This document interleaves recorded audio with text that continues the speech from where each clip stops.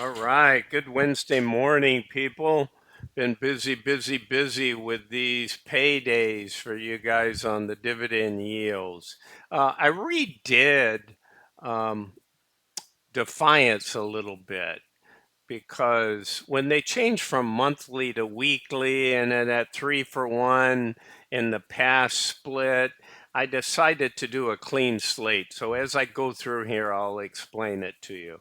So first off, QQQY, the NASDAQ 100, declares Wednesday prior to the market on 11/20. I have to buy it today in order to get the dividend. You get paid on Friday. So these are the closing prices on 11/19.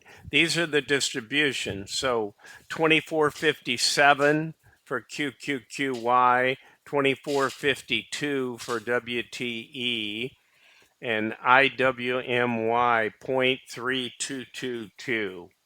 So the yields are based on the current price. Um, and that's what I'm showing. I'm showing 38.59 for the NASDAQ 100, the WTE, the S&P 500, because it's a higher index price, even though the payday is almost exactly the same, the pay amount, 3107, so that's down. And as been the case, the Russell 2000, the IWMY and Defiance nomenclature, 32 cents. Okay. So 51.47. Now, most of these indexes are down slightly versus the previous week. But what I did up here, so these are your, just if anybody cares, they're not reporting today, right? It'll be toward the end of the month. But these are your monthly, your SPY-T targeted around that 20%, USOY based on the USO index.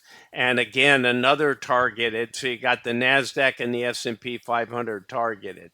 They don't appear yet to have a targeted Russell, okay, that pays monthly. So again, these are at a targeted around a 20% yield.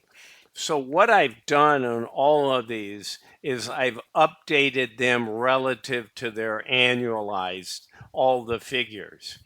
But in particular, on the weeklies, I decided just to, I was going all the way back to March last year. And, people always say, oh, I bought it at this price, I bought it. At least I want to track the weeklies for the weeklies. While I have all that other data, I'm just going to say, okay, the October the 9th is the first payday of the weeklies, right? Or the first declaration of the weeklies. So when they got launched. So I put all those prices in here relative to what they launched at. This is the stats for today, right? None of this changes. But what all of these are down here, well, sorry, this is your multiplier. So using your 10.9 for everything, I'm still out to the right. All these monthlies aren't relevant. I mean, they're relevant to somebody and something. But when we get into all the weeklies now, 10.9, 10.16, 10.23, 10.30, 11.6, 11.13, 11.20, all these are declaration dates, right? QDT are basically your NASDAQ, your S&P 500 orientation, and your Russell, right? So they're known as, I use QWI up there, but they're QQQY, WTE, and IWMY are the nomenclature within the Defiance. So I simply am just adding up these columns, right? So I needed to know the price at the date you could have gotten them. And then obviously I know the current price down here on 11/19. And then I added up all the distributions. So now you have a much shorter time frame. They all have the same declaration, first declaration day, and it's been 42 days that you would have owned those things from today, that you could have owned them and then started receiving the paydays a couple of days later. So they're actually doing pretty well. If we take the QQQY, the NASDAQ 100 has collected $2. So that's because it's only had a few paydays, right? 6, 7 paydays on the weekly. So that distribution yield is 5.77. But when we say 42 days relative to 365 days, you get a 8.69 multiplier factor to get it annualized, right? So your distribution yield, if this 6 or 7 week period replicated itself throughout, you'd be getting a 50% distribution yield on the NASDAQ one, 40% on the S&P 500, and almost 61.5% on the Russell 2000. And that holds up across the board, whether you're in Round Hill and you're here. Since I'm doing all this on the weeklies, I'm going to start doing some comparison. And then I'm going to compare again Curve and Yield Max on their monthlies where they have the same funds, most of the Mag 7. Okay.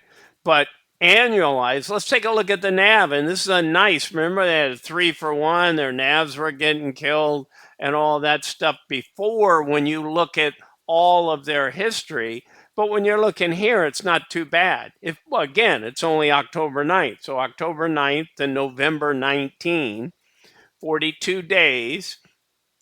This is our distribution yield, and this is our NAV gain or loss annualized, right? So I can show you how I got that number. It's easy to say, okay, well, this was at 34.69. Okay, now it's at, 33.11. Okay, I got to see what I did here. NAV. That should be down 1.5 over 42 days. So this looks like this should be a minus. The way I was subtracting that. So I need to bring that down. Okay.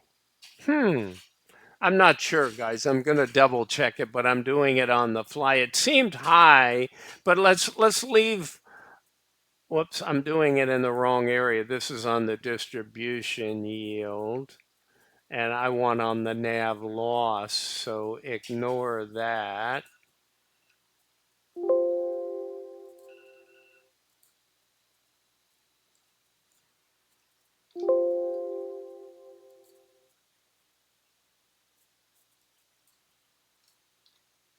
Okay, so these distribution yields are valid because they're all positive. You're getting money. Okay, this is where I need to fix a couple of things.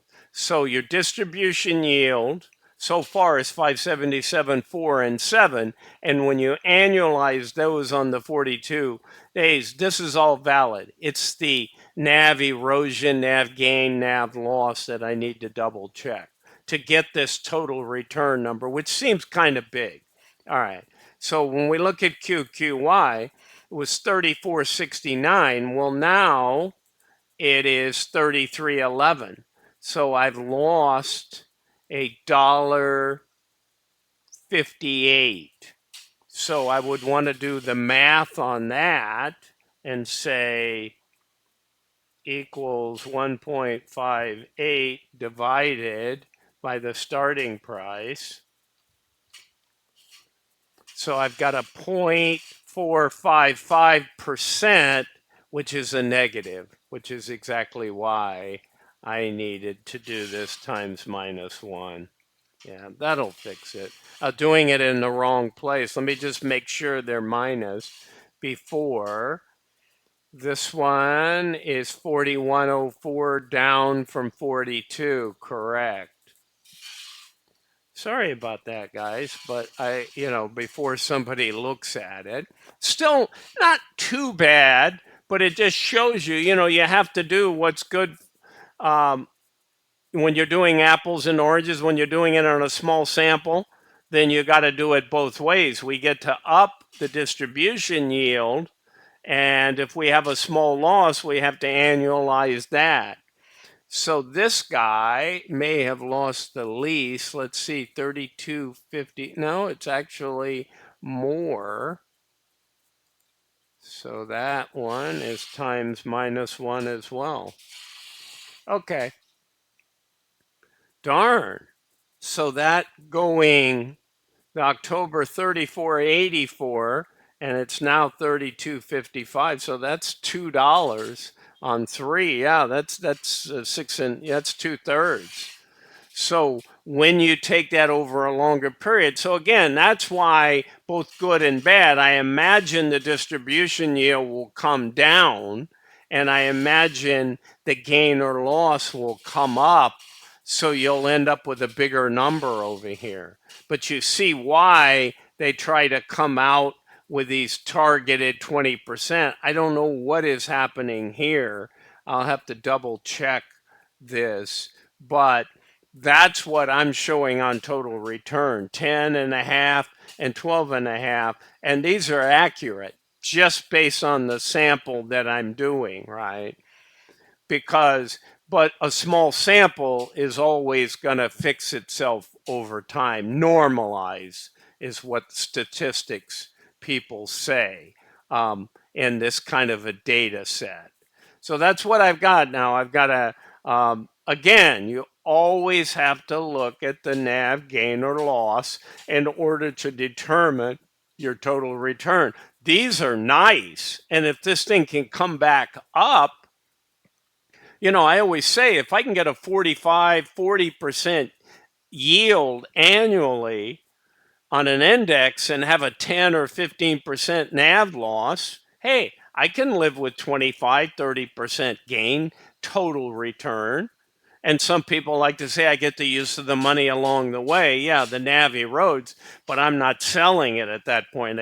But if the NAV erodes too much, it drags down. The yield just can't pay out what it used to pay. If we paid $2 on a $50, index stock, and that thing goes down to $30, a $2 yield is much higher yield than what it had been paying. Okay, guys, that's what I got for you on Defiance. So let me know in comments what you want to see, what else, etc. All right, guys, again, this is Bruce with Targeted Wealth Creation. I'm not a financial advisor. This is not financial advice.